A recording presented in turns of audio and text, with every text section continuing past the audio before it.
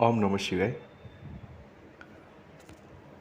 आज फिर कीमियागिरी में और एक टॉपिक और बहुत ही महत्वपूर्ण टॉपिक के ऊपर डिस्कशन होने जा रही है। आगे मैंने कहीं पे बताया कि भाई कई लोग कीमियागिरी को समझने के लिए, जानने के लिए, प्राप्त करने के लिए भूत प्रेत का भी सहारा लेते हैं और ये एक ऐसी विद्या भी है। पर जहाँ तक सात्विकता की बात करें तो सात्विकता के अंदर एक क्या ये संभव है कि बिना भूत प्रेत का कांटेक्ट भी कुछ कर सकते हैं? तो देखिए, उसमें ऐसा होता है कि पहली बात कि जिसके ऊपर ईश्वरीय कृपा होती है उसको स्वयंभू मनन चिंतन से अभ्यास करने से इस चीज़ की प्राप्ति हो जाती है। दूसरा स्टेप है गुरु, जानकार गुरु। वो भी एक ऐसा है नेक्स्ट टू इम्पॉसिबल वाली बात है, क्योंकि पहले ये डिसाइड करना पड़ता है कि इस गुरु को आता है कि नहीं, और दूसरी बात अगर उसको आता भी है तो वो क्यों सिखाएगा। ये तो बात एकदम से क्लियर होनी चाहिए। तीसरा, अगर आप किसी और को पूछोगे तो आपको बताएगा कि और कोई तीसरा मार्ग है ही नहीं, और इस बात से आप भी सहमत हो जाओगे कि बात तो सही है कि और तीसरा मार्ग कोई है नहीं। पर हाँ, और एक तीसरा मार्ग है जिसको बोलते हैं आवाहन विधि। जैसे भूत प्रेत के अंदर एक योनि के द्वारा, यानी कि ये भूत प्रेत की प्रक्रिया के द्वारा इसको समझने की, जानने की कोशिश होती है। ऐसे ही सात्विकता के रूप से अगर हम चाहें तो आवाहन विधि का इस्तेमाल करके उसको समझने की, सोचने की, जानने का प्रयत्न कर सकते हैं। अच्छा, ये आवाहन विधि क्या होता है?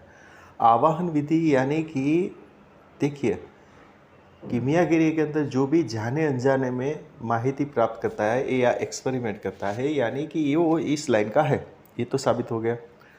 तो अगर वो इस लाइन का है तो वो अपने हिसाब से ट्राई करेगा, रस सिद्ध प्राप्त करने की प्रयत्न भी करेगा, यत्न भी करेगा। अभी होता क्या है कि कई लोग सीख भी जाते हैं, कई लोग नहीं सीखते हैं।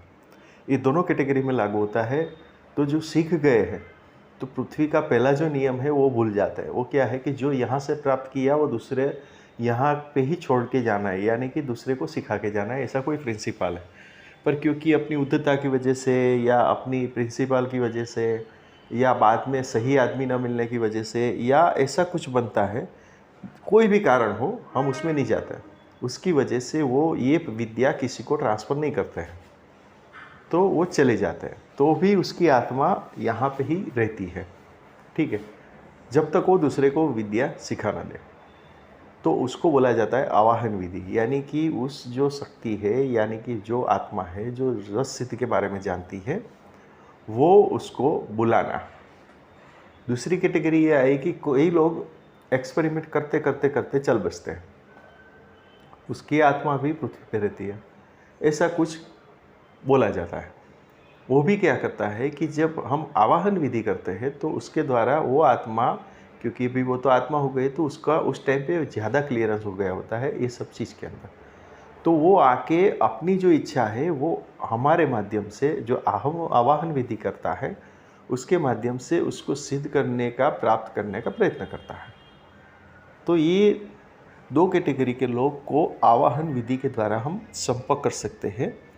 यहाँ पे और एक बात याद रखनी बहुत ज़रूरी है, संपर्क करने का मतलब ये नहीं है कि वो फिजिकली स्थूल शरीर से आपके पास आएगा।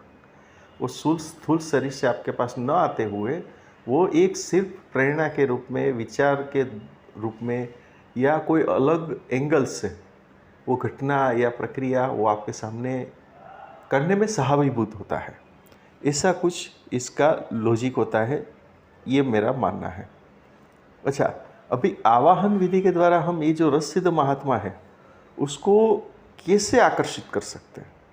तो उसके लिए भी बहुत ही एकदम सिंपल सा लॉजिक है, और वो ये लॉजिक है कि उसकी जो भी रहन सहन है उसके ऊपर ध्यान देना पड़ता है, उसको जानना पड़ता है, और वही रहन सहन के हिसाब से हमें अपने आप को ढालना होता है।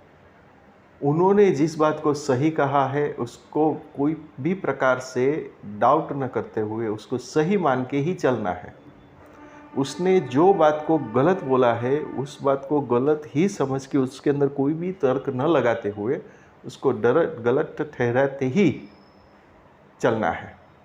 और उन्होंने जो जो भी पुस्तकें पढ़ी है, समझी है वो पुस्तकें अपने आसपास। यानी कि मैं ये कहना चाहता हूँ कि आवाहन विधि और कुछ नहीं है, वो एक ही है कि जो एटमॉस्फेयर में, जो हालात में वो रस-सिद्ध महात्मा रहते थे, वो ही सेम टू सेम आबेहूब, जिसको हम ज़ेरोस्कोपी नकल बोले, वैसे अपने आप को ढाल के उसी वातावरण में रहते हुए अगर भी हम उसकी कांस्टेंट आवाहन विधि करके, और ये जो रस सिद्धि है जिस विषय के लिए हम इसके अंदर घुसे हैं, उसमें ध्यान रखते हुए हम सतत प्रयत्न करते रहे, तो वो जो अदृश्य सत्ता है, जो रस सिद्ध महात्मा है, वो अपने आसपास का एक अनुकूल वातावरण तैयार करके उसके अंदर हमें सहाय रूप बनता है।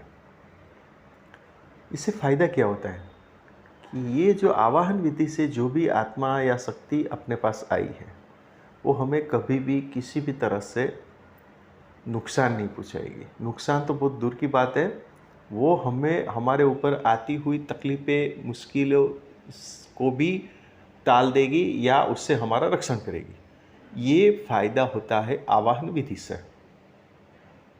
ये सबसे बड़ा इसका फ़ायदा है। पर सबसे बड़ा इसमें कॉम्प्लिकेशंस यही है कि वो जो साधु महात्मा जो रस सिद्ध है, उसका आबेहूब नकल करना, ये एक बहुत, यानी कि होता क्या है, मैं ये कहना चाहता हूँ कि उसका पूरा अपने आप में ढाल दो।